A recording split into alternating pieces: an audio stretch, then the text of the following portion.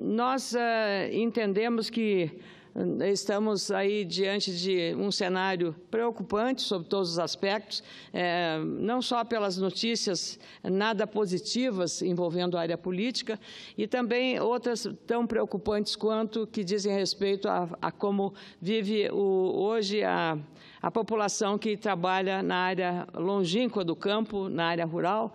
E a Comissão de Agricultura e Reforma Agrária do Senado Federal, por minha iniciativa, presidente Walter Raupp, tomou a iniciativa de promover, na última sexta-feira, na cidade de Santa Rosa, no Rio Grande do Sul, na região noroeste do meu estado, um debate, aliás, extremamente produtivo, para discutir medidas e alternativas à redução da altíssima criminalidade na área rural. Com a migração do crime organizado das zonas urbanas, especialmente das regiões metropolitanas, assalto a banco, assaltos, latrocínios, tudo da área urbana, onde o policiamento ostensivo é muito mais visível e também mais eficaz.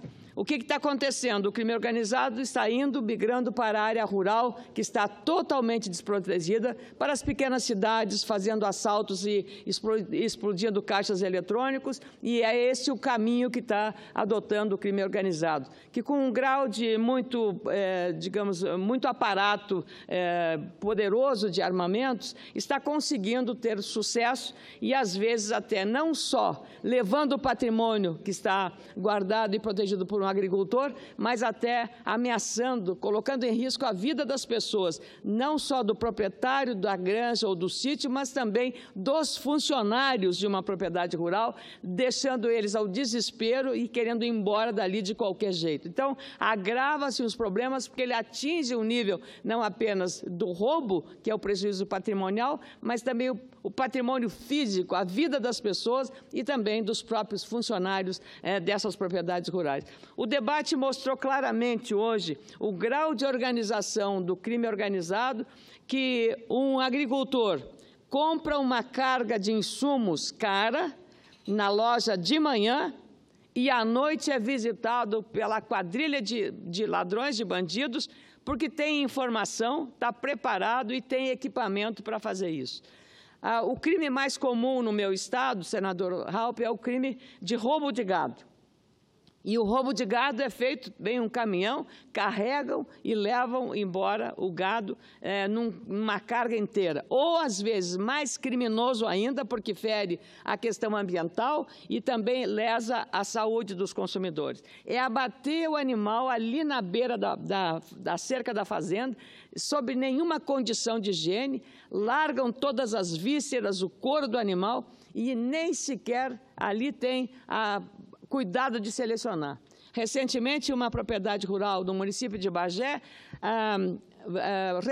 vacas de alta linhagem, de alto valor de mercado, porque eram animais campeões na sua raça, foram abatidas como carne para consumo. E aquela carne é levada de madrugada, como eu disse, sem qualquer tipo de higiene, para ser vendida em açougue, que é o receptador.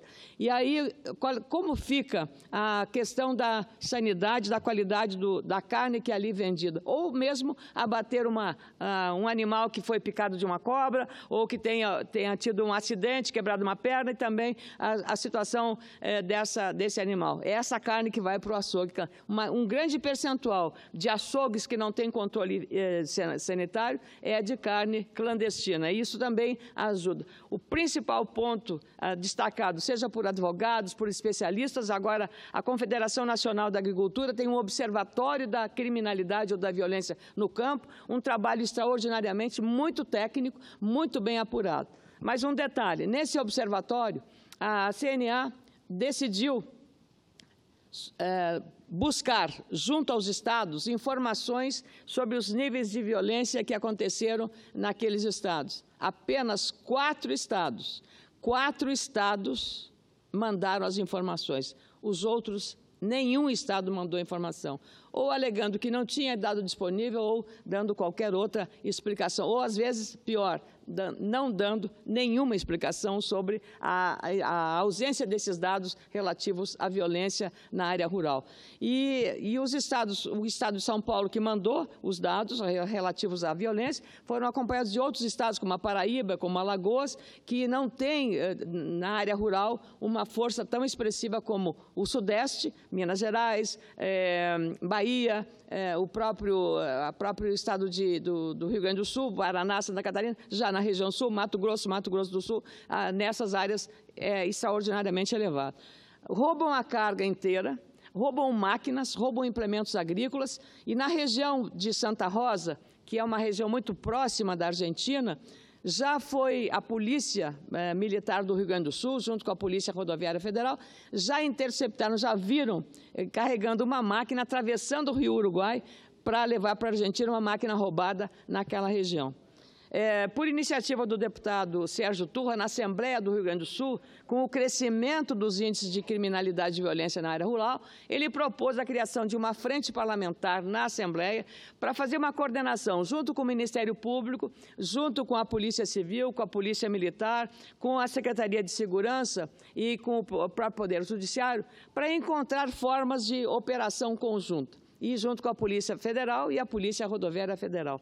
Graças a esse trabalho e as medidas adotadas há 20 meses apenas, pelo Governo do Estado do Rio Grande do Sul e a Secretaria da Segurança, já houve uma redução em algumas regiões de 30% do número de ocorrências envolvendo a questão da área rural. Isso usando mais informação e inteligência, sem aumentar o seu efetivo, mas usando de mecanismos e de, claro, conhecimento e inteligência, como foi proposto lá durante esse debate. Assim é que nós estamos fazendo a nossa parte. A notícia boa para a área rural é que começam os governos agora a se preocupar também com a proteção no campo, que é de onde está saindo a principal riqueza do Brasil, através dos números da exportação de todas as chamadas commodities agrícolas, o aumento e o crescimento econômico, que foi pequeno de um modo geral. Só o setor do agronegócio teve crescimento positivo, gerando emprego, renda e também gerando superávit comercial, porque é da área rural que sai o almoço, o café da manhã e a janta dos brasileiros, e, além disso, os excedentes exportáveis, que representam a maior parte da nossa balança comercial para todo mundo, mesmo considerando esses percalços e essas barreiras inaceitáveis, como foi imposta pela União Europeia recentemente em relação à carne de frango, que é um prejuízo gravíssimo, porque contamina outros mercados que também importam em larga escala a carne de frango brasileira. Metade da carne de frango produzida no Brasil, metade é para exportação, a outra metade é consumida aqui no mercado interno. Então, a própria pessoa, por menos conhecimento que tenha, já é capaz de calcular o prejuízo que essa iniciativa da União Europeia tomou, e penso que nós não podemos ficar calados a isso. Tenho já falado aqui na tribuna que o governo não pode se acovardar diante dessa iniciativa, desse embargo, que é essa restrição inaceitável, porque isso vem lá do ano passado, não tem nenhuma questão sanitária envolvida, trata-se apenas de um protecionismo comercial, senador Raupp, inaceitável. Nós temos que reagir adequadamente. Eu acompanho o esforço que o ministro Blairo Maggi vem fazendo nesse processo, a sua equipe de defesa sanitária, a área internacional do Ministério da Agricultura vem fazendo, o secretário Adilson, mas é preciso medidas fortes. Ora, se nós temos uma relação com a Europa em vários campos muito fortes, por que nós não fazemos no comércio uma via de duas mãos? Quer dizer, se a Europa nos impõe, também vamos fazer algum tipo de restrição para evitar que tenhamos um prejuízo muito agravado. Precisamente na hora que estamos para fechar um acordo Mercosul-União Europeia, essa notícia é extremamente devastadora sobre o setor do agronegócio brasileiro, e especialmente na área da produção de frangos, que tem no Rio Grande do Sul, Santa Catarina e Paraná uma presença muito forte em frigoríficos. Produtores integrados agora estão sem saber o que vai acontecer na atividade deles. Essa é a questão mais grave que nós estamos enfrentando.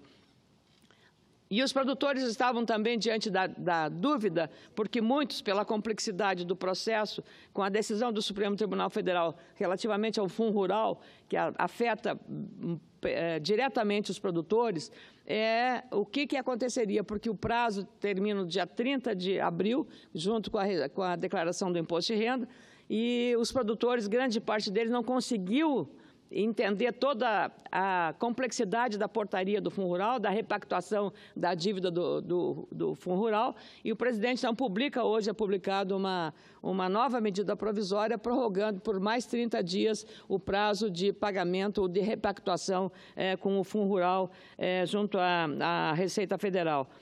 Queria também aproveitar, presidente Valdir Raupp, no dia 30 encerrou o prazo para a entrega da declaração do imposto de renda. Eu entreguei a minha declaração e eu fico, quando pago o imposto, eu gostaria de pagar mais imposto, porque aí, quando você paga mais, você recebe mais. Mas o que eu pago, eu digo, é demais para os serviços que eu não recebo de volta. Eu tenho que ter plano de saúde, eu tenho que ter questão de segurança, eu tenho que pagar seguro para o meu automóvel, porque o problema é muito sério no Brasil de roubo de carro. Então, você é lesado porque você paga muito e recebe muito pouco. Mas tem um outro fator que lesa, inclusive, os trabalhadores, que amanhã é o dia do trabalho, que diz respeito ao não reajuste da tabela do imposto de renda. É uma situação absolutamente inaceitável, porque essa situação, a defasagem da tabela é de quase 90%. 90%. A defasagem acumulada do imposto de renda chegou, neste ano, a 88,4%, de acordo com um estudo publicado anualmente pelo Sindifisco Nacional. Desde 1996, o reajuste da tabela, quando houve, ficou abaixo da inflação. Em 22 anos, a tabela foi corrigida em 109,63%, enquanto que o IPCA registrou 294,93% de atualização, uma diferença de 184%. Essa falta de reajuste é uma forma indireta de o governo aumentar os impostos e a carga tributária. Recaindo sobre quem? Sobre os assalariados, porque o imposto de renda é dos trabalhadores. Um estudo feito pela PUC do Rio Grande do Sul, com o SESCOM, o Sindicato dos Escritórios de Contabilidade do Rio Grande do Sul, liderados por Diogo Chamum, fez um trabalho extraordinário. E, com base nesse estudo, nós apresentamos um projeto de lei para a correção da tabela do imposto de renda. Está na Comissão de Assuntos Econômicos, com a relatoria da senadora Gleisi Hoffmann. E hoje, quem recebe, veja só, mais de R$ 1.900 por mês, em média, já é obrigado a acertar as contas com a Receita Federal. Caso a tabela tivesse sido corrigida, só pagaria o imposto de renda quem recebe, em média, por mês, mais de R$ 3.556. R$ 3.556 de salário. Esse só pagaria a partir deste valor, mas hoje paga quem recebe R$ 1.903. Só no meu Rio Grande do Sul, no meu estado, atualmente, cerca de 1 milhão de pessoas contribuintes são obrigadas a pagar o imposto de renda, e se a tabela tivesse sido corrigida, esse número cairia para 400 mil contribuintes, ou 400 mil trabalhadores. No Brasil, a estimativa é de que mais de 10 milhões de pessoas não precisariam pagar imposto com a correção dessa tabela do imposto de renda há tantos anos reclamado, inclusive pelas centrais sindicais, todas elas, a CUT, a Força Sindical. Paulo, da Força Sindical, fez uma campanha muito intensa para haver essa correção da tabela, mas até agora os governos não se sensibilizaram. Está caindo mais uma vez sobre os ombros dos trabalhadores a responsabilidade pela irresponsabilidade na administração pública federal e também nos estados e em alguns outros casos. Mais do que isso, agora o dinheiro que é usado para o seguro-desemprego vai ser usado para cobrir um rombo de R$ 1 bilhão que foi decorrente de empréstimos que o governo brasileiro fez à Venezuela e Moçambique, que deram um calote. Agora, veja só, de novo vai ser o trabalhador brasileiro, o contribuinte brasileiro, que vai arcar com este grave prejuízo. É uma situação extremamente inaceitável e muito séria. Os trabalhadores, claro, se tivessem o benefício da correção da tabela, poderiam muito bem usar esse dinheiro para investir na sua carreira, na sua casa, na sua família, como estudo dos seus filhos. E é claro que cada vez que ele faz o uso desse dinheiro adequadamente, com bom planejamento, também a economia é beneficiada pelo impacto positivo que a economia acaba recebendo. Então, eu queria dizer que até no dia 25 de abril foi o dia do contabilista. Eu cumprimento a eles, a todos, ao Diogo Chamum, pela contribuição que deram a esse projeto, que está desde 2012, esse meu projeto da correção da tabela, está dormitando nas gavetas aqui da comissão, no caso da Comissão de Assuntos Econômicos do Senado Federal, e eu espero que ele esteja, um dia, saia da gaveta e possa ser resolvido para aliviar o peso que os trabalhadores brasileiros, os contribuintes, estão tendo em relação a um tema tão relevante quanto esse.